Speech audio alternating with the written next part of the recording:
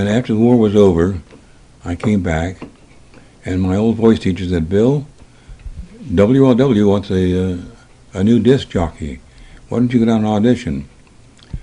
So a couple of nights later, I went down and met them, and the producer was a very short little fella who was very nice, and he showed me the script that I could read and so on, and I read it for them, pronounced the words correctly. One was archdiocese, and I remember. And afterward, they turned the lights out, and they came out of the control room, and he came down to where I was sitting. He said, "Well, you've been in radio before, haven't you?" I said, "Yes, I was with the armored, what do you call it, radio in the war. Armed Forces Radio? Armed Forces, thank you. Armed Forces Radio." And he said, "How long were you with him?" I said, "Well, let's see. This fellow asked me how long I'd been there and so on. I guess I was with him for, I didn't tell him for about 45 seconds. But that was my previous experience there. But I did get down and, as I say, and auditioned and got the job.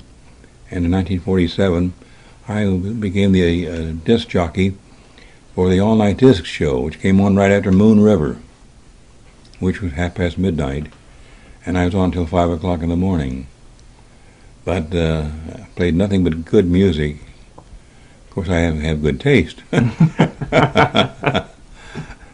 And had a lot of marvelous guests on the show. Stan Kenton, for example, every time he left Hollywood and went to New York, he would stop by and be on my show at 1 o'clock in the morning, believe it or not. And he would often have, there were 78 records by then, 78 RPM. He would make these records in Hollywood, and before anybody ever heard them, he would play them on my show in Cincinnati. Wow. Then he'd stay the night in Cincinnati and go to New York the next day. Then later on, when I was in New York, and he was there often too, we got together a lot. He was a great man, a great musician. Played a beautiful band piano. Then let's see, some various vocalists and orchestra leaders would come by. Bill, tell me about Ruth Lyons. Well, she was a genius in her way. She was a lovely person.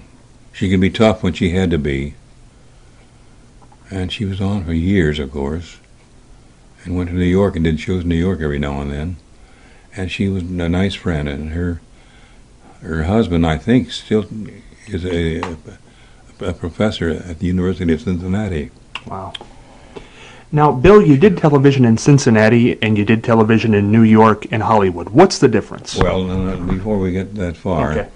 As I say, I did the disc jockey show, and the motto was a lot of what was, oh boy. Oh, well, forget it. But then that was 1947 that I joined them. Then in 1951, LW became the first television station in the tri-state area. And I went right into television. And I did the first TV newscast in Cincinnati, which was on Sunday afternoons. And I did a lot of singing shows too with the bands and piano soloists and so on. And I wish I could remember my motto: a maximum of platter and a minimum of chatter. That was it. Good one. Yeah. It's a good one. And you'd think I'd remember it, wouldn't you? And I had met a lot of marvelous people in Cincinnati, and it was a good background for what I would do later. And when I went to New York, I didn't starve in New York. I didn't do too much for a few weeks. Then I got with a network called the Dumont Network, and I did a show there. And there was a girl named Helen Gillette who worked on that show, and she had done movies in Hollywood, and then she was doing TV. And I would marry her later on. My first wife died early, and let's see.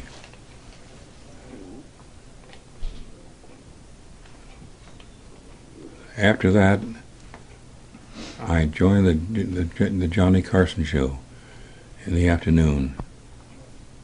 I'm trying to think of the name of it. It won't come to me right now.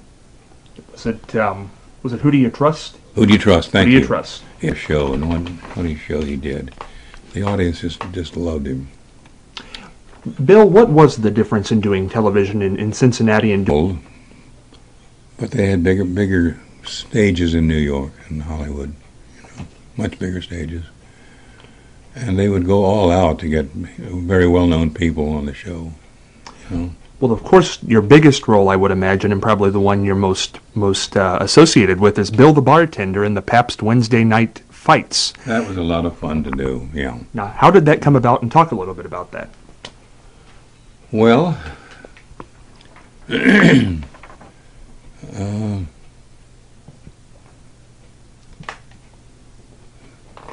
Pabst Blue Ribbon approached me, and I think there were 15 other people auditioning. And when it was all over, I won it. They said, we had you picked even before we had the audition, which was nice to know. Yeah. That's a nice setup. Yeah. And a lot of well-known big names, Milton Berle, he was great to work with. Bill, in 1966, you came back to Ohio. Why did you come back to Ohio? I'm trying to remember the exact reason. Everything had moved to Hollywood, and I made some movies out there for TV and worked with Regis. We were both hosts of the show, and a lot of fun. But then I'm trying to remember what happened. I can't remember exactly why I left Hollywood, but I went back to New York, and the TV was just about done for in New York City. So I came back to here, and well, I did some shows for LW again, and worked with WCPO a little bit too, made music. And my son Jeff was the program director at WCPO at the time. And he's now 62 years old. I won't tell you how old I am. We'll keep it a secret. Well, Bill, you went into the Broadcasting Hall of Fame in 1991. What was that like? I can't even tell you, because there wasn't a lot of talk about it, and there weren't a lot of meetings.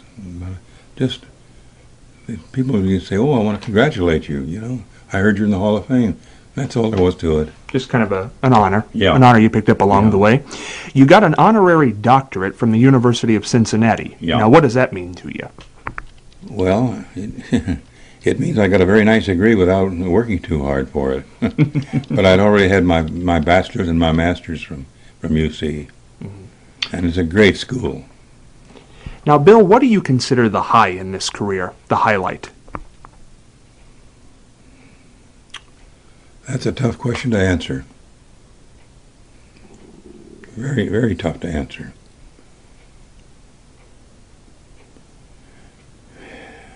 I loved both the Johnny Carson show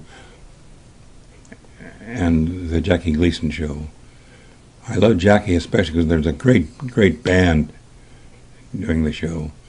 and it was in a huge theater on 6th Avenue in New York. So it'd be hard to pick out one, I understand that. but a lot of them were very fascinating as far as I was concerned. Do you have any regrets now that you look back on it? I might have quit smoking earlier than I did. After I was finished with television, I went to Florida for a while. I sang bass in a male quartet in Florida, lived there for a year. And when I came back, I went again to my voice teacher, Leon Cruzy. And there was another guest there. There was a singer in New York, in WLW, whose name was Marion Spellman. And it was March 1967. And at 11:20 at night, I remember, when she said to me, "How many cigarettes is that for you today?" I said, "This is my third pack." Can you imagine that? My goodness. And she said, "Can you go the rest of the night without any?" I said, "Not only that, I won't have one all day tomorrow." And the next day I was scratching the walls. I wanted a cigarette, but I didn't have one. And I have not even touched a cigarette since 1967. Wow. What's that, 44 years ago? 42 years ago. 42 years ago. That's pretty good. 42 years. So your advice to somebody who wants to quit smoking would be just do it. Yes. Just do it. I understand that. Yes.